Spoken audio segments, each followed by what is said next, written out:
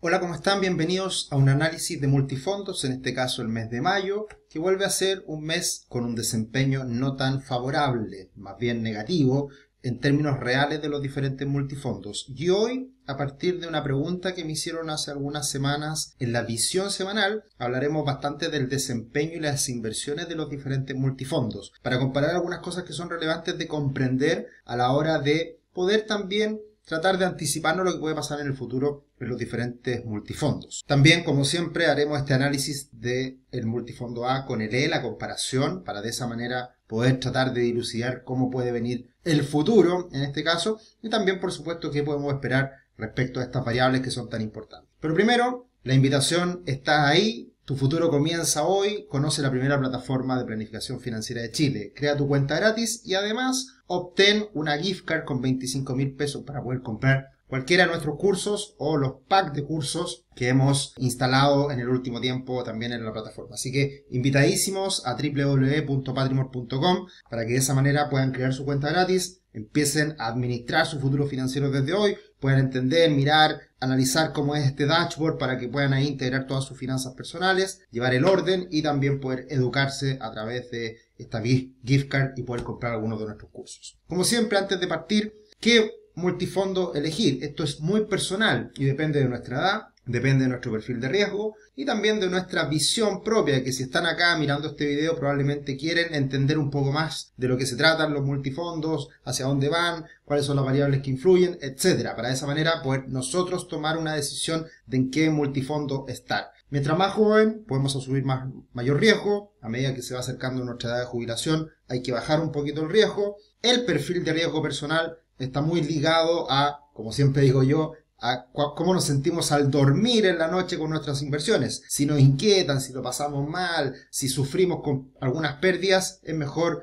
irse a fondos más conservadores. Pero si no nos importa, no nos pasa nada porque sabemos que son inversiones a largo plazo, podemos asumir más riesgo sin problemas. Y por supuesto, esta visión propia. Bueno, el último mes fue negativo. E insisto en el punto en que esta tabla, la que entrega la Superintendencia de Pensiones, es la tabla de rentabilidades reales, o sea, se le descuenta la inflación. Cuando hacemos el análisis de los multifondos semana a semana, hemos visto que en el mes de mayo prácticamente las rentabilidades fueron planas, no hubo pérdidas en términos nominales, pero si le descontamos la elevada inflación de todos los últimos meses, todo se va a terreno negativo y muy negativo. De hecho, en los últimos 12 meses vemos que el multifondo A pierde un 13%, que, ojo, el 70% es inflación. Por lo tanto, no es que hayamos visto una caída del multifondo A, sino que en términos reales hay una pérdida porque no le está ganando la rentabilidad a la inflación. Eso es muy importante, siempre me detengo acá porque a veces no queda muy claro esta diferencia entre lo nominal y lo real. Por eso es interesante cómo hace este análisis la Superintendencia de Pensiones, donde siempre muestra las rentabilidades reales, o sea, sacando la inflación y realmente el incremento patrimonial que nosotros podemos conseguir sobre la inflación. Y lo más, si se quiere, decepcionante del comportamiento de los multifondos en los últimos 36 meses es que en todos los multifondos hay rentabilidades negativas, ¿ya? Y eso en términos anualizados, o sea, son rentabilidades negativas importantes. Y ojo, vamos a ver más adelante que esto no depende exclusivamente de cómo lo hagan las AFP, sino que depende de cómo le van a los mercados. Porque las AFP no pueden invertir en otros planetas, no pueden invertir en algunos instrumentos muy exóticos, porque todo está muy bien diseñado, estructurado o más bien restringido para que las AFP no puedan hacer cosas raras. Eso es muy bueno para que no se equivoquen, pero también puede generar menores retornos por el hecho de estar muy restringido en dónde tener que invertir. Así que en general, raya para la suma, los resultados han sido bastante decepcionantes en lo que van del año y también lo que ha sido en los últimos 3 años, y esto también es atribuible al comportamiento de los mercados internacionales, pero también lo que ha pasado con los retiros de la AFP en Chile, por todo el impacto que hemos visto en los fondos más conservadores. Si comparamos, como todos los meses, el multifondo A con algunos fondos mutuos más riesgosos, esta no es una comparación que hay que tener muy en cuenta por el hecho de que son instrumentos diferentes, pero siempre hago la comparación para que se entienda qué es lo que pasa en algunos instrumentos respecto a otros. El fondo A invierte hasta un 80% en renta variable. En cambio, todos los otros fondos mutuos que están más abajo, todos pueden invertir 100% en renta variable. Y hay acá algunos que son muy arriesgados, como por ejemplo el fondo mutuo Risky Norris de Fintual, que rentó un 4,48% en el mes de mayo, y eso es atribuible en gran medida al buen comportamiento de las acciones tecnológicas, ¿ya? Por eso la mayor rentabilidad. Lo otro, arriesgado Focus, un 1%, y Banchile agresivo, 0,31%, bastante normal, versus estos otros fondos que son mucho más arriesgados como el Moderate Pit de Fintual y el Risky Norris. Ahora, si miramos la rentabilidad en el último año, todo se equipara un poquito, y por eso es bueno mirar la rentabilidad no solamente de un mes, sino que hacer la comparación de un año, 2 años, como está acá en la tabla. Y si miramos en multifondo E, acá podemos ver parte importante de la caída de rentabilidad de los multifondos en el mes de mayo, porque la renta fija le fue mal. Y si al multifondo E perdió un 0,91, eso se replica en mayor o menor medida a todos los demás multifondos, porque recordemos, el multifondo A tiene que invertir a lo menos, o más bien, puede invertir hasta, sí, a lo menos un 20% en renta fija. Entonces, esa caída de la renta fija, del fondo E, que es renta fija y que al final se replica a los otros fondos, le perjudicó bastante al fondo A, 20% en estas inversiones. Y después podemos ver todos los demás fondos mutuos que invierten principalmente en depósito a plazo. Y sabemos que en el último tiempo los depósitos a plazo han rentado muy bien, cercano al 0,9. Ahora, si miramos la rentabilidad en el último año, de nuevo, la AFP anda mejor. El fondo E de Habitat renta casi un 12, cuando el resto renta menos que eso. Y si lo miramos en los últimos 2 años, mucho mejor aún. Por eso es importante hacer la comparación no solamente del mes, sino que un periodo de tiempo más amplio. Y la pregunta que nos hicieron hace algunas semanas en la visión semanal es: ¿podrías comparar la evolución del fondo A con el Standard & Poor's 500 en los últimos años? Y me pareció una muy buena pregunta, entendiendo que son dos instrumentos completamente diferentes. Pero ahí podemos ver la comparativa de un multifondo A, un multifondo E y algunos fondos mutuos que invierten en acciones norteamericanas. Ya no es lo mismo, pero para hacer la comparativa me parece prudente, para comparar más o menos peras con peras, porque también cuando uno compara un ETF, en este caso el Standard & Poor's 500, el SPY, hay que también hacer una adecuación respecto a que eso está en dólar y pasarlo a peso. Acá todo esto está en peso, y también hay que considerar algunos costos de transacción y otras cosas adicionales. Acá lo interesante es que estos fondos mutuos ya descuentan comisiones. En los multifondos no descuentan comisiones, pero hay que entender que son comisiones bajitas, igual en los últimos 5 años, que pueden ser 4%, 3%, 5% máximo, que le deberíamos descontar. Porque sabemos que la cuenta 2, que es el símil en donde podríamos invertir respecto a estos fondos mutuos, tiene comisiones muy bajitas, desde el 0,16, 0,20 las más bajas, hasta el 0,9 y algo. No hay tanto que restarle también a ese desempeño. Entonces, acá podemos ver diferencias importantes. Y acá viene una primera pregunta: ¿cómo es posible que el fondo más conservador, el fondo E, rente más que el fondo A? Bueno, la primera respuesta es que son solamente 5 años. Siempre la comparación renta variable, renta fija, hay que mirarlo en 10 años, 15 años, 20 años. Y ahí suele ser más rentable la renta variable que la renta fija, y también depende mucho del momento. Hay que entender que en el último año el comportamiento de los fondos más riesgosos ha andado muy mal o bastante deteriorado la rentabilidad, y por eso también le pega. Entonces, depende mucho del momento en donde uno haga la comparación. 5 años poco, pero igual da una referencia de cómo se ha comportado el multifondo A respecto a fondos mutuos que invierten en Estados Unidos. Y ahí tenemos un fondo Moneda. Moneda es una administradora que tiene muy buenos fondos y ha rentado un 95% en los últimos 5 años, mientras el fondo mutuo Risky Norris ha rentado un poquito más de un 70%. Entonces también en el último tiempo han venido una crítica de que Fintual no sirve para nada y que ha rentado pésimo. Cuidado, depende mucho. No los fondos van a ganar siempre, primero. Y eso en los multifondos, en fondos mutuos, en nada. O sea, todos son cíclicos y todo depende mucho de los momentos. Uno puede estar en desacuerdo en qué invirtió, en qué es lo que nos proponen y qué es lo que hacen. Y ahí, por ejemplo, la crítica la podemos hacer a los multifondos de la AFP, que en el largo plazo las rentabilidades son bajas en los fondos más riesgosos, entendiendo que son los más riesgosos. Pero ahí hay que preguntarse dónde está el problema. Y el problema yo considero que está acá. Pero es un problema a medias, porque también no podemos hacer fondos que la gente elija en que estén invertidos 100% en renta variable. ¿Por qué? porque si hoy día las personas se asustan con caídas mes a mes y salen titulares terribles de que los fondos de pensiones pierden plata y no administran mala plata, es no entender nada primero, y segundo,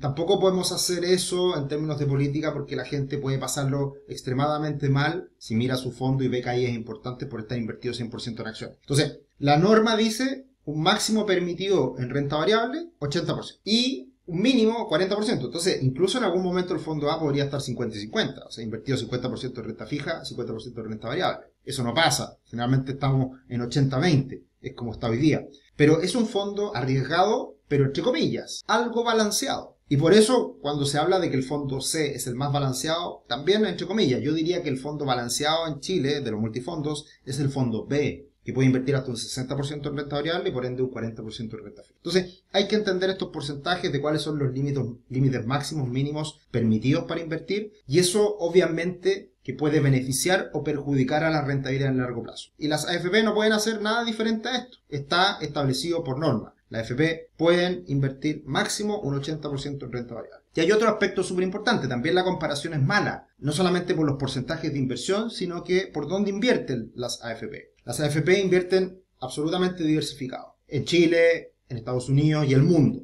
En cambio, compararlo con Estados Unidos, que ha tenido una década extraordinaria de desempeño, la bolsa norteamericana, claro, es también una comparación un poco injusta. Acá tengo 3 ETF, 3 mercados. El de más abajo son los mercados emergentes, que ahí está Chile, Brasil, China, por ejemplo. Y sin duda en los últimos 5 años le ha ido muy mal al mundo emergente. Entre ellos Chile y por supuesto muy de la mano con China, que es parte importante de ese mundo emergente. Después tenemos el ACWI, All Country World Index, que es un índice global de acciones ponderado por peso. Por lo tanto, ese es el indicador más seguido, más considerado a la hora de comparar una cartera de inversión global, ACWI. Y ahí vemos que está en la mitad. 27% de rentabilidad en los últimos 5 años. Esto medido en dólares. Esto está en dólares. Y arriba va el S&P 500 que ha rentado un 54%.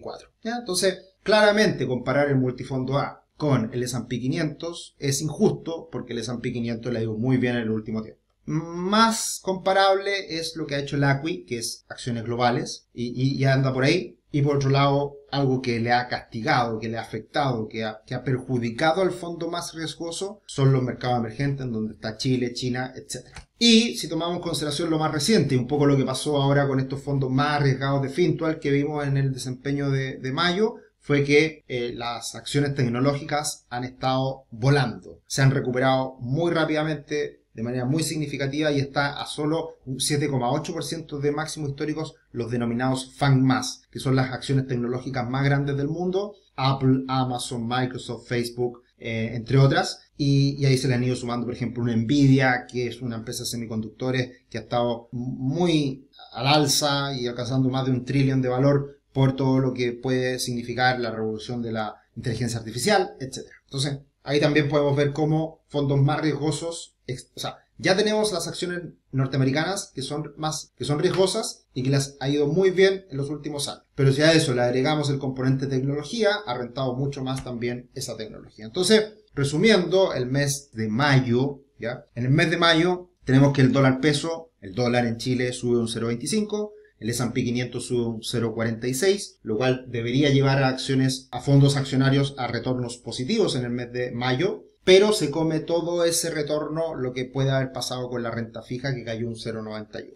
Acá está el desempeño de todos los principales bolsas del mundo. Vemos que un Estados Unidos renta un 0,46, el Dow Jones cae un 3, el Nasdaq sube cerca de un 8, en el año el Nasdaq sube un 31 casi, y en el mes de mayo le fue muy mal a las bolsas europeas, le fue muy mal a China, una caída cerca de un 10%, entonces ahí también hay un golpe importante en los fondos más riesgosos por lo que pasa en acciones globales y particularmente en China y mercados emergentes. ¿Y por qué cae la renta fija también en el mes de mayo? Porque las tasas subieron en el mundo, por ende caen los valores, los precios de los fondos invertidos en renta fija, y ahí vemos que a lo que más les perjudica esta alza de tasas es a los fondos de más largo plazo, bonos de más de 20 años, como es el TLT, que pierde un 3% en este mes de mayo. Así que la renta fija en el mundo se ve afectada porque han aumentado las tasas en Estados Unidos, y en Chile también pasa un poco lo mismo porque se ha ido postergando este momento en donde el Banco Central de Chile va a bajar tasas. ¿Qué ha pasado con la comparación A-E en la última década? Lo mismo de siempre. Aquí están principales hitos que han afectado al mercado y por ende la comparación fondo A más rentable en el largo plazo versus fondo E, que si vemos este análisis de los últimos 12 años, prácticamente la rentabilidad es la misma, porque el punto es el mismo. Esto debería ir al alza, que es lo que hemos comentado en los últimos meses, en donde esta comparación de los últimos 5 años debería mostrar esta tendencia al alza con la línea roja, en donde el fondo A le debería ir mejor que al fondo E. Pero ahora está pasando lo contrario, hoy día están prácticamente igual y por lo tanto lo que uno observa acá es que le queda mucho terreno por ganar, por recorrer, por avanzar al fondo A respecto al fondo E, teniendo en consideración esta evolución de los fondos por riesgo, que es lo que hemos hablado hasta ahora. ¿Y qué podemos esperar de cara al futuro? Un tema central que hablamos todas las semanas en la visión semanal es qué es lo que ocurre con las tasas y con las expectativas de tasa en Estados Unidos. Y lo que ha pasado en las últimas semanas es que básicamente el mercado espera un alza adicional que debería venir en julio y que por ende se ha trazado la posibilidad de baja de tasas hacia más adelante. Se ha atrasado hacia los meses ya, en su momento era septiembre el mes que podían comenzar a bajar las tasas. Esto se ha retrasado al mes de noviembre y por lo tanto, mientras más se vaya postergando esta baja de tasas, más está afectando a la renta fija, que ha seguido perdiendo valor en lo más reciente. Ahora, esto no le ha afectado al mercado y lo que hemos podido ver en las últimas semanas es que el Standard & Poor's 500 rompe máximos recientes y ya va en búsqueda de los 4.300 puntos y esto muestra bastante salud para el mercado norteamericano. De hecho, al momento actual, el Standard & Poor's 500 está a un 10% solamente de máximo histórico. Es nada para toda la caída que vivió el año pasado, que fue cercana al 30%. Entonces, la recuperación ha sido importante y todas las estadísticas que uno mira de cara al futuro, todas anticipan un buen resultado, un buen desempeño en función de lo que ha hecho el Standard & Poor's 500 en lo más reciente. El dólar index se estabilizó, se lateralizó y por lo tanto esto no es muy bueno para la renta variable mundial. Uno lo que espera es que el dólar caiga y por eso las bolsas en el mundo se recuperen. Es una lógica que se da constantemente en los mercados y es un poco lo que uno espera que ocurra a futuro. Así que estabilidad en el dólar a nivel global. Y eso tiene a que el dólar en Chile no ha logrado romper mínimos. Está muy pegado a los 800 pesos.